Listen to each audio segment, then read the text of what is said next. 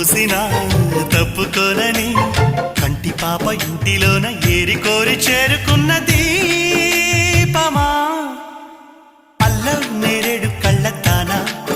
ప్రేమ వల్ల పట్టాను పిల్లదానా